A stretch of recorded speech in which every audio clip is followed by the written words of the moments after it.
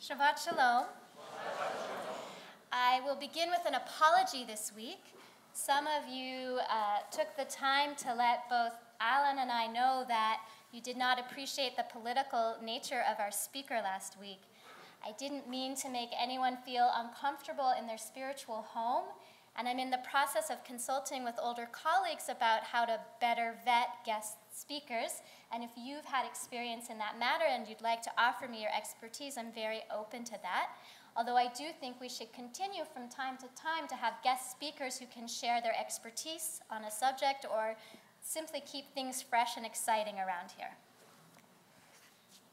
I think some of you know that our move did not go 100% smoothly this summer. The moving company lost some minor items like a bed and a piano. And they kept responding, "We're looking for it." And they went through 4 different searches. And it was hard for Adiv and I to ascertain whether they were trying to placate us so we wouldn't make a claim, or whether they were really trying to look for our lost items. And finally, they told us that the co-founder of the company could not believe they had done something so awful, and he flew up from Los Angeles to San Francisco to look for the items himself, and he found them. He did, and one of the items was particularly sentimental to me. When I was a bat mitzvah hope, I had been studying the piano for a few years, and I just used a keyboard. So I took all of the bat mitzvah money I was gifted, and I bought this piano with a little bit of help from my parents. And just before we left San Francisco, I had started to teach my daughter Nessia how to play. So you can imagine my relief when they found this piano. And you know, he didn't have to do that. It's a rather large moving company, big enough to say, they'll make a claim, we'll pay them off, we can handle a little bad PR. But he went above and beyond to do what was right, and I am very grateful to him, not only for returning the piano, but for giving me a sermon topic for Thetze. If you'd like to follow along, we're going to look at the passage about returning lost objects. It's on page 1115, 1115. If you see your fellow's ox or sheep gone astray, do not ignore it. You must take it back to your fellow. If your fellow does not live near you, or you do not know who he is, you shall bring it home, and it shall remain with you until your fellow claims it. Then you shall give it back to him. You shall do the same with his ass, you shall do the same with his garment, and so too shall you do with anything that your fellow loses and you find. You must not remain indifferent. Let's think of a modern-day example. You're walking through the park. It's October, so it's finally cooled off, and you're having this lovely stroll, and out of the bushes comes this mutt. And it's covered in fleas, and its fur is matted, and it's limping on one paw, but it has a collar. No tag, but it has a collar, so you know this dog belongs to someone. According to the Torah, you need to take care of it, right? Or maybe not. If we look in the sources, let's try the Talmud, Baba Metzia, page 30. Maybe you could say, I'm not the finder. It just happened to walk across my path because you're thinking of all of the inconvenience that returning this dog will bring to you. But actually, Baba Metzia says, well, there's only a few exceptions to be able to say, I'm not a finder. It says, if you're a Kohen and the lost object's in a graveyard and you don't want to come into contact with Tuma, with impurity from death, then you can pass. They give one more exception, which I found amusing. If you're a Torah scholar, right, keep in mind who's writing this. If you are a Torah scholar and it would be beneath your dignity to return the lost object, you can pass. But the rest of us Jews, we pretty much need to take in the dog. Let's name him Bingo, because he's going to be with us a little while this morning. Let's give him a name. So you bring Bingo home, and now the next thing the Torah says is, well, you need to publicize that you found this lost object.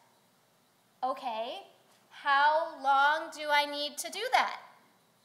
Rabbi Meir says, also in Baba Metzia, you need to do it for at least 3 festivals. And in rabbinic language, it's not just any holiday, right? You couldn't go Rosh Hashanah, Yom Kippur, Sukkot, get it over with. The three festivals are Sukkot, Passover, and Shavuot, which means this lovely October stroll that we took, you have to advertise this lost dog and hang on to it until the end of May when we have Shavuot. And what exactly are your responsibilities to Bingo while he's under your care? Well, you are now what's known in legal terms as a bailee. That means someone who has temporary physical possession of the object, though you don't own it. And there are different kinds of bailees in Talmudic law. So the most basic level is you can't be neglectful of the object. You need to feed Bingo. You need to take him to the vet for that limping paw that Bingo had. And you need to make sure that he's put in some area in your yard where he's not just going to run into the street. But the Talmud says, actually, you're the next level up of bailee if you find a lost object. You are responsible to make sure bailee's not stolen. So it turns out, sorry, not bailee, Bingo. It turns out, actually, Bingo's a Babette, a very expensive French breed of poodle. And you can't just leave Babette out in the yard, because if Babette gets stolen sometime between Sukkot and Shavuot and the owner comes looking for Babette, you're now responsible for this very expensive animal. Okay, a lot of inconvenience. You would think these wise rabbis would leave us a loophole to get out of it. Actually, the sources go the other direction. They say after you've done all of this, you should adhere to the principle, lifnim mishurat hadin, go above and beyond the letter of the law. So not only is Babette now living in your house, but she needs a silk cushion by the fireplace. Returning lost objects is an important thing, and that was just in the physical world. What about returning spiritual lost objects? So Rabbi Nachman of Breslov, he takes the last pasuk that we read this morning, the last line, and it says, "So too shall you do with anything that your fellow loses and you find. You must not remain indifferent."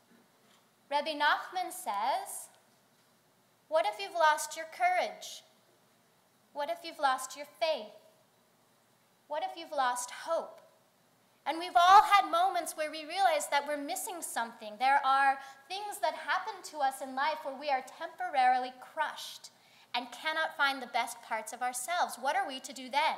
So it's very apropos that we read this passage about lost objects in the month of Elul. We're in the month preceding the high holidays, and it's a reflective time. And we should be asking ourselves, searching, rummaging through the back corner of our soul, where did I leave my integrity again? Retracing the path of our life, looking at the ground and trying to find what exactly it was we did with our compassion. Now, says Rabbi Nachman of Breslov, who is the bailee, who is the temporary possessor of our best qualities when we lose them? Ribono shel olam, the sovereign of the universe. And I don't know about you, but for me it's a very good thing that Ribono shel olam has infinite patience and infinite time for me to come and reclaim my lost objects. It's not always easy, but that is the process of tshuva. We say this word around the high holidays, and we often translate it as repentance. But what it literally means is returning. This is the season of returning what is lost. Now, sometimes Ribono shel olam is publicizing to me in a myriad of ways that I've misplaced something important, and I'm not able to get the message. And that's where we, human beings, can be each other's helpers. We can be God's agents here on earth to notice when someone in our community or our circle of friends or our family has really lost something due to suffering or loss, that they can't find the best part of themselves, and it's our job to try and help them find it again. This man, I don't even know his name, this co-founder of this moving company who returned the piano to me, not only returned something of great sentimental value in the physical world, but he reminded me, he returned to me a faith in humanity that actually there are a lot of people who live by the principle, lifnim mishurat hadin, go above and beyond the letter of the law. And now the question is, what can I do on the cosmic level in this holiday season to help return to people their most precious things that they have lost? Shabbat Shalom.